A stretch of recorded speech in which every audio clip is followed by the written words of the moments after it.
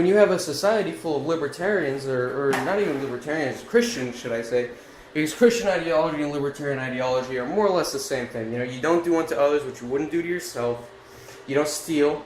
You don't fuck with your neighbor or whatever, and you know, you don't sleep around. Okay, whore, dirty slut. Next thing. Who makes a country? What makes a country great? The people inside the country make the country great. When you had the Revolutionary War in the United States, there were a bunch of people, you know, they wanted their own land, they didn't want to be governed, they didn't want to pay taxes to some fag sits on a throne all day. Game of Thrones much? Dork. And they didn't want to do that, so they were all like, nah dude, fuck that lame shit, foo-foo lame shit, rat-ta-ta, shots with them fit it. So they did that, and then everybody was sort of united. They were like, yeah dude, maybe it was cool being part of the mother nation and all, but, you know, I think I can do my own shit now. So, you know, there were still white slaves, I'm pretty sure. I'm sure there were still white slaves. I mean, why wouldn't there be, right? Serfdom is still a thing today. But now the slaves don't even realize they're slaves. They just call themselves socialists.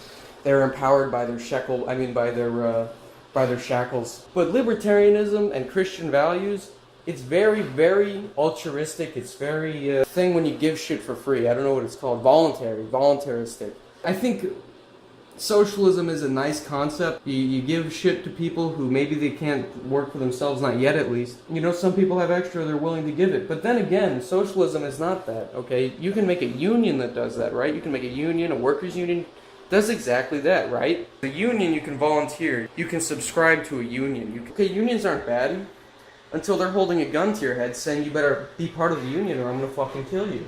In which case, the only person who's succeeding in that union is the person holding the gun. Alright, so that goes to my next argument, okay? What makes America great? Guns. Guns make America great. Why? Why do guns make America great? Because I just said it, okay? This all ties together. You just gotta pay attention. It all ties together. What makes America great? The people. 1. The people. 2. Wealth. 3. Independence. 4.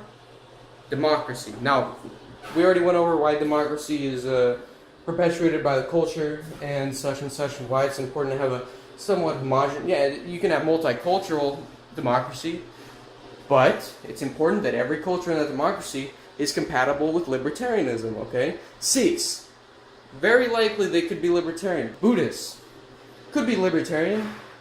You know, maybe they just don't give a shit. Maybe they just want to watch butterflies all day long. That's fine. I think as long as they're not Muslims, pretty much. As long as they're not Muslims. I make a lot of arbitrary lines, okay? And this isn't about politics. This is about my personality. I don't like it when people fuck other people over to the point where they can never get back up. Yeah, sure. It's capitalistic. If they survive, they survive. If they don't survive, they don't survive. Whatever, but... You know, personally, if you fuck me over, I'm not going to like it, and if I see you fucking somebody over unnecessarily, then I'm going to make sure that if it is in my power to stop you, I'll do it. You know, I know a lot of, maybe a Eurocuck or two is watching this video, you're probably thinking, well, that doesn't make sense, the law is the law, you can't break the law, buddy. The law is a moral consensus, it is defined by the people, and when you have a government that is not for the people, then you have to think for yourself for once in your Eurocuckistanian life, okay? Why am I going to do this thing that is prescribed by people who are fucking me over? That's, you know, I don't know, it's, you know, probably just silly American thoughts, you know, independence and whatever, who knows, it's fucking weird going, I don't care, you need to keep being a slave, doesn't bother me, Europeans. So, what was I saying? Alright, so, guns. Alright, guns in a democracy, what does that mean? What are guns in a democracy, okay? In a democracy, you get opinions, in a libertarian democracy, you are not coerced by your higher-ups, the hierarchy. In order to have a libertarian democracy, everybody has to be independent, or at least believe they are independent. And for that, you can have the devoted libertarian. And the devoted libertarian, and I'm holding up the jihad finger, okay, so you know this is divine, what I'm about to say. The devoted libertarian does not care if he is going to be put to the death for being independent, okay? And I think everybody should be able to understand this. Once you are smart enough, if you are capable of understanding that there is nothing worth living for if you cannot live for yourself. And I don't know, maybe other people feel differently, but I believe if you do something, you do it right, okay? And that applies to living in general. There is no excuse to be a slave, okay? It doesn't matter whether you're whipped and bound and cucked and fucked, okay? You could have your hands removed, your feet removed. You could be a floating head, okay? But no matter what, you'll always have power to do something. And even if everything is removed from you, everything, you were left with nothing, and you were soon to die, you at least have your thoughts. And with your final thoughts, you can at least still rebel in that sense. And you can do whatever you can in your power to enable your survival, enable your independence, and enable your brothers who share your ideology of freedom and independence. Because that's, at the end of the day, that's what survives. The mark left in time is not made in stone. It is made in minds, okay? And I just thought of that myself. Well, I didn't just think of it. I wrote it down. Insert Jewish plug for book, Holocaust. Anyways, so if you want to check out my pastebin, I'll put a link in the description. It's pretty dank. What do guns mean? Guns mean that you are separating the people from the wild, okay? Guns represent force, and everybody has force whether you have guns or not. Doesn't matter if you have hands or feet, everybody has guns, but guns can be spread out equally, okay? Everybody dies with a shot to the head. Not everybody dies with a punch to the head, okay? So in that way, we are all equal. We get numbers, okay? Numbers are important in democracy. If everybody had a gun, then it's safe to assume that everybody is more or less equal under that force. The same threat, the same risks of death, one-on-one. And I'm not going to go too far into this, but I think you get what I'm saying, By having force, you are capable of defending yourself from the enemy or the would-be attacker. See, when a person sees a gun, it's like a nuclear arms race, okay?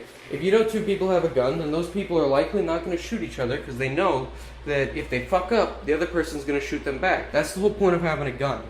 Is the government knows, if enough people have guns, the government knows that you don't fuck with the people because they'll fuck you back. That's the whole point of guns. And I know a lot of you Eurocucks who are watching this, you're getting mad right now. You don't understand. Libertarian democracy, you have to have guns. You have to have some sort of equalized force where the people can protect themselves, the people can think for themselves, they can be independent.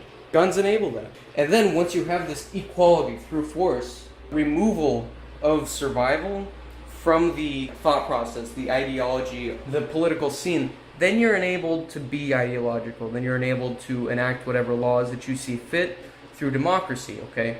But when you start compromising that democracy, when you start bribing the people through money and tax, that's why taxation is so wrong, is because you're entrusting people with your money, but it's not your choice. Taxation through democracy is theft, okay? I just want to make sure you know that. And what was I even talking about? Oh yeah, and that's why America's not so great anymore, is because we're getting higher taxes, we're getting our guns taken away, we're becoming more like the communists that we claim to despise so much. It's 2016, we have an actual communist running for president. That's pretty embarrassing. As an American, I'm embarrassed for that. Say the government is the only people who have guns, which is very, it's a very possible reality in the United States. We do have a lot of guns in circulation. Let's say hypothetically they didn't, okay? Somehow there was enough brainwashing where these people were okay with it, okay? Then what happens? The only people with guns are the government, okay? Force is centralized. The force is no longer distributed among the community. In that case, the government has complete and total control over the people. Now, when in history has that ever been a good scenario? I'll give you time. No, I won't, because it's impossible. You'll never find a certain scenario where that was the case. It has always resulted in some sort of oppression. And taxation is like, it's a good idea, right? Until you start oppressing people. Altruism is nice until you start making other people do your feely-wheelies, okay? You're not entitled. Your feelings are not a valid form of entitlement, okay? My rights do not end where your feely-wheelies begin. And if you think so, you can suck a dick, because I'm not going to stand for that, okay? You are such a coward, you socialist swine, that you wouldn't steal from me in person, because you know I'd break your neck if you came into my house and tried to steal from me. No, you would have the government steal from me. You would have the government tax me and make restrictions upon my liberties which arguably are privileged nowadays. I know you're probably saying, well, that doesn't make any sense.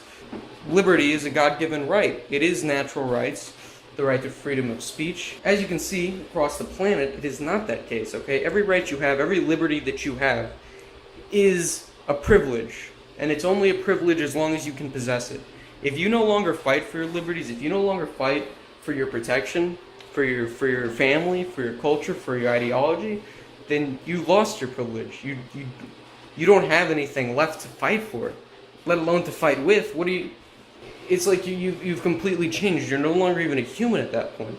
Once you accept the will of another person onto yours and sort of double think yourself into some sort of cuckolded mindset, then you're just a cattle. You're just a sheep going with the whims of your socialist overlords.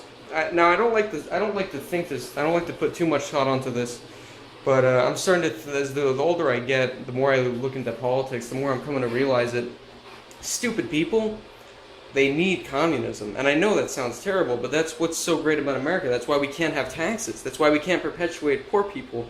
And I don't mean poor people as in poor people being wrong. I'm referring to people who receive resources for doing nothing.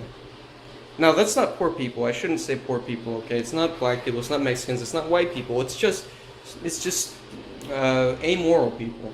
It's just people who would rather steal than work for their own shit. They can't be parasiting off of other success. Because if that happens, you're just left with another socialist shithole. You're enabling the existence of something which should not be existing in that place. People think that we're all one people. We're all united under this ideology of, ooh, do good. Everybody deserves food to eat and stuff like that. Why? Why? Doesn't make sense. To get your own food to survive? It's not hard, by the way. It's not hard to survive, okay? You can literally go anywhere on the planet. People have been doing it for hundreds of thousands of years, and I'm not talking about people. I'm talking about we were literally designed to survive, and people cannot even do that. It's 2016, people, okay? Jesus. Just go fucking make a fishing rod, throw it in a lake, and you're good the rest of your life. Just keep doing that, okay? But the only reason you don't do that is because you're entitled to successful living. But you don't actually want to succeed. You don't want the success. Or you want the success, but you don't want to work for it, okay? And that's what welfare is. That's what socialism is. It's enabling the people who will not work for what they get, who will not work for the things they believe they deserve. They will take it from you. And that's what socialism is. Socialism is theft. Socialism is oppression. Socialism is hate. Socialism is murder. It is eugenics. When you suppress the successful and reward the unsuccessful, you are doing a eugenics movement. You are promoting the genes of the unsuccessful and downplaying the genes. You are castrating the genes of the successful. Because while the successful people are out working their hardest to earn what little they can that isn't taken from the government, because any amount that is less than what they deserve is little. It is little, okay? Eventually, I added all the taxes up my entire life, there's going to be a lot of fucking money that I missed out on, a lot of investment opportunity, because the government took the money, you know? Like, even it goes back even to the small businessman, okay? It's the little guy who used to be making money, but now he's going out of business because we're having a depression and not many people are spending money anymore. There's not enough money. It's all going overseas because stupid consumers are buying at Target and Walmart because they're fucking goyim. And, parasite businesses like Walmart and Target are employing people in China, the industrial jobs in China instead of in the United States. So all our money is quickly going overseas. And nobody seems to understand why. Why? It's common sense. You're fucking buying at Walmart, who has admitted, it's not even a joke. You pick up the thing at Walmart, it says on the back, made in China, and you wonder why we're getting poorer as a nation. It's because you're a consumer swine. You will buy anything out of impulse instead of buying anything out of nationalism. You buy local as you can. If they don't sell the thing you require, then you buy as local as you possibly can. Now, if that thing is provided by China, buy it by China, okay? But don't do it just because you're a cheap ass, okay? For $1 more, you could have bought in America. For $1 more, you could have secured the future for your children, for your children's children. But no, dude, I gotta save that $1 because I'm a greedy cunt. I'm a greedy cunt who hates America. I gotta buy at Walmart and Target. And that's what's making America bad these days, man. Because we're becoming more like everybody else. and we're losing the American spirit. And it's unfortunate because it's like the more you read about history, the more you realize that we are no longer the people that we used to be. We don't have the American passion anymore. And my ancestors were some of the first people to come to the United States before it was the United States. They're some of the first people to come here. You know, it's like I feel like I'm betraying my ancestors to watch America become this terrible. And I think everybody who agrees with me, even if you don't agree with me, I think it's important that you say what's on your mind. When you go out in public, don't lie to people. Don't go with the flow. When you see somebody who's talking about politics, he's supporting socialism, you don't sit down, have a conversation with them, exchange numbers. Okay, maybe go talk to them later. Try and get your point across. Provide sources. Maybe do it online through emails. That's probably going to be more beneficial for both of you, as liberals like to make circular arguments where they call you stupid, and their proof of you being stupid is that you're racist, and the proof of racist being stupid is that you are one. And then they continue doing that over and over and over again until you decide that liberals are not worth your time. In which case, I think it's important that you remember why you were doing it in the first place. Why you were speaking, why you were volunteering, being altruistic in the first place. Was it for yourself? I don't think so. I don't think somebody would willingly put themselves through the abuse of speaking to a liberal for their own fun. Okay, you do it because it's the right thing to do. You do it because you believe in something, and you have to say that to somebody. You have to let people know, because even if you are wrong, you have to go with it anyway, okay? And I'm not saying you are wrong. Nobody would ever say something that they don't believe unless they're liars. But even if it turns out to be wrong in a year, you disagree with what you said in the past, it's only through the actions of the present that you discover your own inconsistencies and you discover your failure. So I see this to all Bernie fags, to all Trump guys. Have these conversations, okay? Have them with your friends, have them with your family.